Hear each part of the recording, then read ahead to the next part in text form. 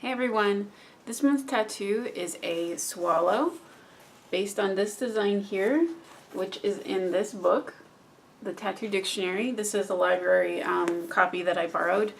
It's pretty interesting. It's all different themes of tattoos, what they mean, and things like that. It's a pretty nice little reference book. It's not too expensive. I might buy one to have just on hand whenever.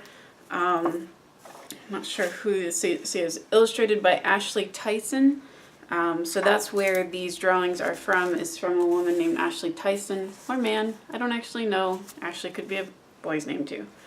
So I took the design, traced it, and then made my changes to it. The halo and the flowers were drawn in at the time, so they're not going to be on the stencil. I see some problems with it already, with the design that I did, that like your brain just doesn't see some stuff when you look at it too close. So, yeah, I know there's issues with it. It was the first time I've ever been tattooing a bird, so I had fun with it. If I were to do it again, yes, there would be changes, but I hope you enjoy it. Check out this book if you want to see some of the other drawings, which are pretty nice. Thanks for watching. I hope you guys enjoy these tattoo videos. I try to put them out at least once a month, if not twice, but life gets in the way, and sometimes once is all I can get into a month. But I'll have the things that I use, the needles and so forth, in the description for those who are also tattooing and are interested in what I used. It took about a little less than 2 hours with all of the video that I did and edited down, so pretty quick tattoo.